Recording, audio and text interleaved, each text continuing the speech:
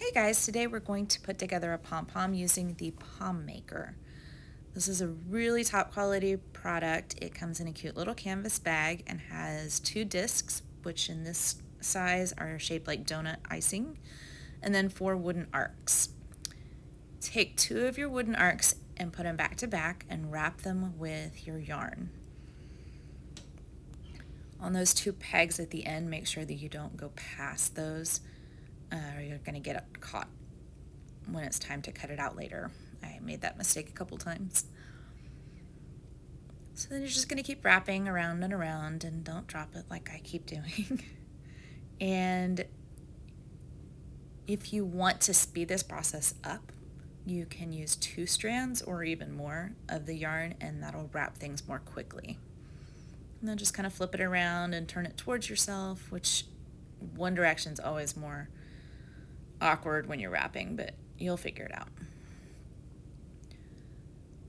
So you want to keep going until it's evenly around there, around the half circle, but not necessarily completely filling the hole. And so after this little speedy part here, like right there, you don't necessarily want that entire thing filled in. It makes a denser pom-pom, but it also makes it more difficult to manage. So I kind of like go about 2/3 of the way in there.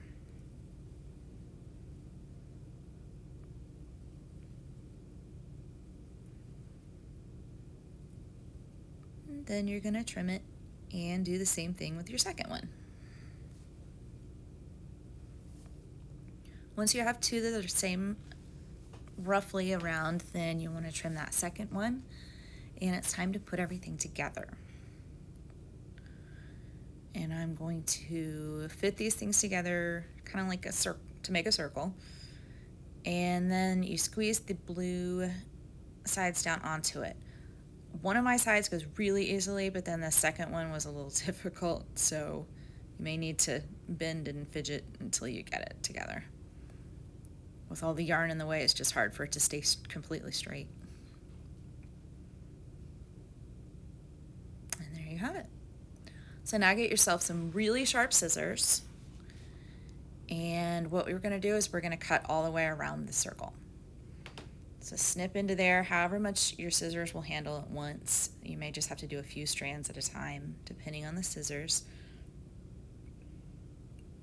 And then basically what we end up with is a shape kind of like a yo-yo in the middle, and you're going to tie your string where the string would go in a yo-yo.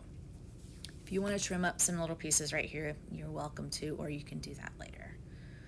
I like to just kind of get an approximate circle going before I take them off, but it's truly not a big deal. All right, and I think I put too much on one side because those are not the same. That's all right, we'll trim it. All right, so you want to take something, some type of twine or something that's not easily broken. Some yarn is okay, but other yarns that easily break when you just pull them with your hands, you would not want to try. I like to use a wax twine or a linen twine. And you basically want to squeeze the heck out of this thing. Squeeze it as tight as you possibly can, because basically you have a whole bunch of short little pieces of yarn. And so you want those guys to stay together. Wrap it around and tie a couple more times in different areas, pulling super tight each time. And if the blue things fall off, that's no big deal at this point. All right, once you think you've got it, pop all the wooden pieces off. And voila, you have a pom-pom. You can roll it between your hands to fluff it up, and then you can look at it and determine whether you want to trim it or just leave it and kind of freeform it. If you want to trim it, you kind of want to smash it back down into a half circle. That's not a half circle, that's a circle. And then just trim along those edges.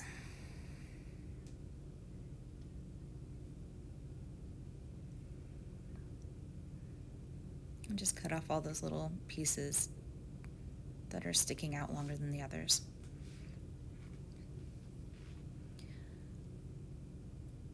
And then you can turn the circle or turn the ball and flatten it a different direction and do the same thing. I find that if I do it 2 or 3 times, then that usually pretty much covers it. Just kind of different angles and different approaches.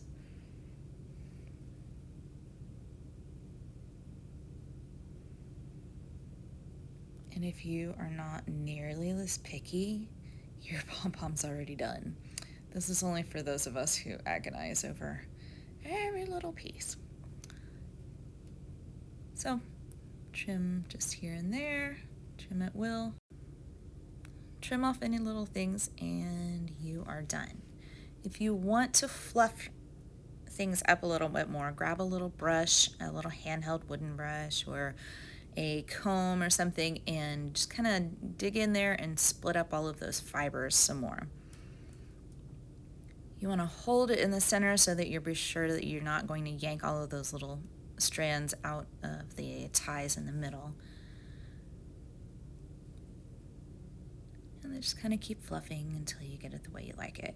You can kind of see how one side is a little more roughed up and fluffy than the other. Another tool that I like to use is a brush that's actually made to clean paintbrushes. And this thing is sharp, so watch your hands. But it really digs in there and quickly separates everything out. It's similar to some of the tools and combs that macrame artists use. See how that's fluffier than this side that just had the brush? And take out your fuzz and keep going. And you can do this at will until you want to get it as fluffy and as even as you'd like. Honestly, there's no good or bad way to do your pom-poms though, so don't feel like you have to do all of these steps. If you like it the way it just came out, as soon as you cut everything, that is totally cool. Just keep turning it in your hands and looking for other areas that you may have missed. Fluff it up, trim any little things that get caught. Basically, when you start brushing it, you're also pulling on the strands, so you sometimes pull some of them out of the center a little bit farther, so you'll have to trim those. Then fluff it up, and there you have it. If you want to use something to trim them instead of just free-forming, I usually use washers like that, but they're the wrong size. So I looked around the studio and I found these 2 lids. And I'm essentially just going to smash everything in the middle like I was doing when I was holding it, only using a disc, just so you have a little more of a round guide if you have trouble shaping it into an exact circle. And you're just going to trim off all those little things on the edges. Let me turn those around. So anything that's sticking out there, you just want to chop off. It's kind of handy because you can just lay your scissors up against the guides and just kind of cut all the way around there. I have a couple handles on this little thing, so it's not exactly round, so if it looks weird, that's why I'm trying to avoid those. And then just kind of keep adjusting. And if you're wondering why I keep leaving these strings on, it's because I'm usually leave it on there until the end, because if I'm going to tie it on to something, I've already got those on there and it's already in the center, so why not just use those? Obviously that depends on what you're putting it on and whether it matches. And then you just want to keep trimming, and then like we did before, just kind of turn the ball around a little bit, smash it down again a different direction, and do the same thing 2 or 3 more times. See, I got smart here and put the handles at the bottom, so I have a round thing at the top. And the more times you do this, then the fewer little straggly things there will be as you keep going. And you'll find that it gets more and more uniform.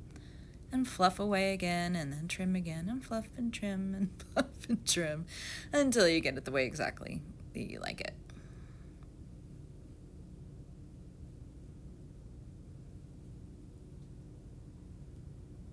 So you can be really, really picky with these things, or you can just have fun. Always fluff it between your hands. Make sure you look over it for anything else you want to trim. And whenever it's perfect for you, it's good to go.